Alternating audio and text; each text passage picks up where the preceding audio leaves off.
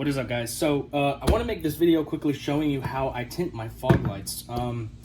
I've done this a couple times, and I don't know, I kind of go off and on, but anyways, I want to show y'all how I do it because it's pretty simple, and some of y'all have been asking how to do it, so I'm going to show you how I do it. And I'm going to go ahead and link the actual film in the description. This is just like a regular fog light film.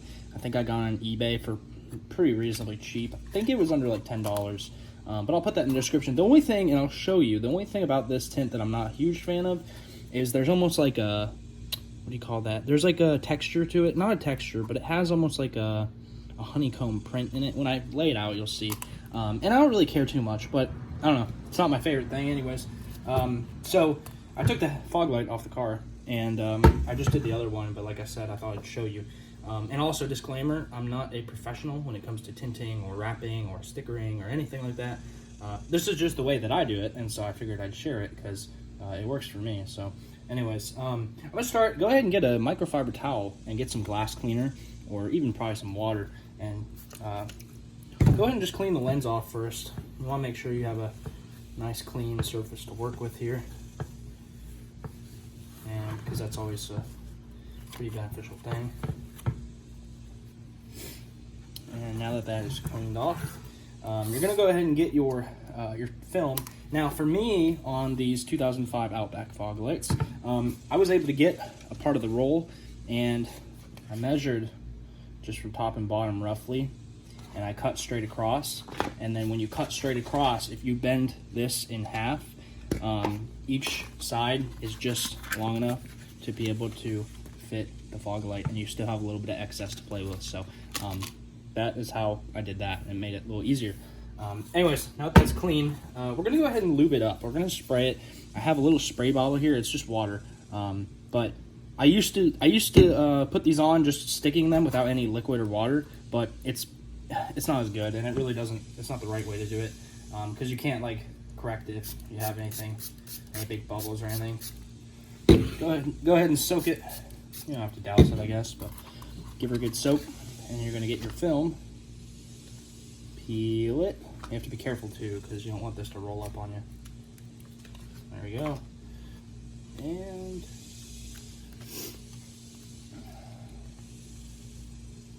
I always try to make sure the middle touches first, and you kind of just lay it down.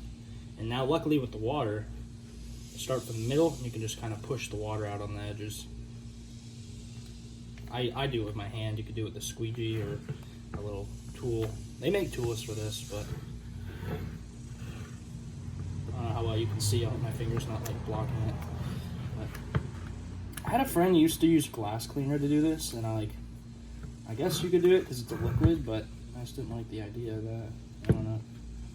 Again, I'm not a professional, but and if you have a little bit of what do you call that? If you still have some bubbles on the edges, that's okay, because this final step will kind of fix that. And I guess technically you don't need to do the final step if you want to have some bubbles, but once that feels pretty good, like I said, there's going to be some bubbles. You're going to go ahead and get your torch. You can get these at Home Depot for like, I don't know, not too much money. I want to say like 20 bucks. This is an automatic one, so you just click the button. And the goal with this is you're going to heat it up, and you're going to heat the edges, and it's going to help them kind of fold down, but then you can kind of help work the rest of the water out of there. It kind of gets rid of some of the water. You got to kind of finesse it, and you don't want to heat it too much because you don't want to ruin the actual film. And like I said, you're going to just push off the ends.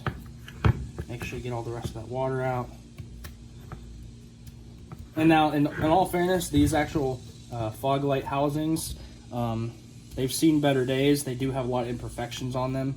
So because of that, the tint doesn't like to stick perfect. Or it will stick, but it doesn't like to lay 100% flat. There's still some spots where there will be bubbles. But for me, that's kind of inevitable. And now that most of the bubbles are out, there's still going to be a couple. Like I can feel where I have some imperfections, some chips and stuff, but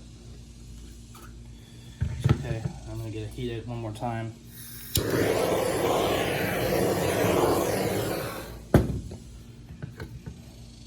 can see that water making its way out actually.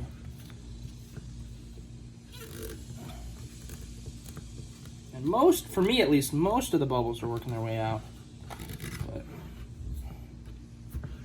I was gonna say, don't heat it too much, because in fact down here on the bottom, I can feel I actually heated a little too much. And then on the edges, what I like to do is get a little razor blade, something like this, and then I make my way on the outside, try to push that kind of flat. I come to the outside and I'll go ahead and trim that excess off.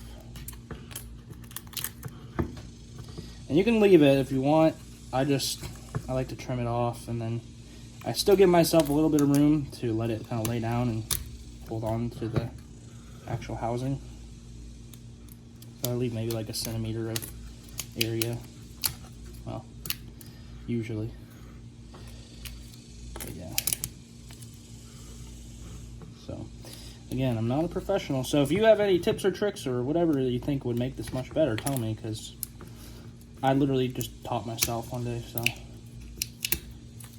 Sweet. And now that most of that's trimmed off, now you can come at it with the torch again, and basically you're just going to hit around those sides to let it lay down more.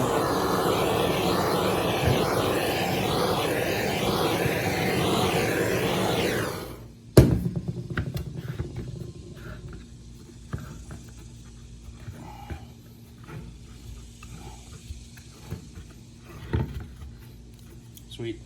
And just like that, if you're seeing spots that are still sticking up real good, you can kind of hit them real quick.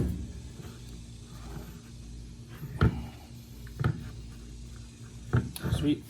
And just like that, and then what I actually did to mine, and I don't know if this really does anything, but I went ahead and actually got some wax. I was using this. And I went ahead and got a little pea-sized amount. Even like that is all you need.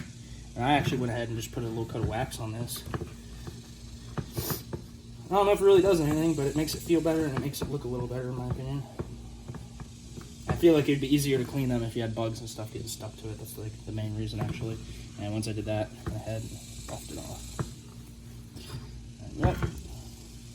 Go ahead and show you. So it's not perfect, but for what it is, it does look pretty good. So, and again, if you have some edges that are sticking up, just heat them up and push them back down. But once it's actually sitting in the actual cavity down there in the bumper in the car, you're not going to really notice. It looks pretty good for what it is.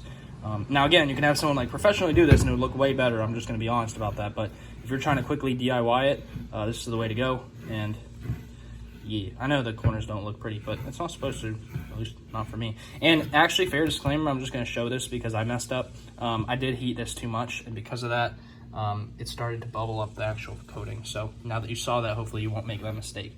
But the rest of it is good. As you can see, there's a nice imperfection right here, but that's because there's actually like a chunk, there's a huge chunk from some debris that hit this light.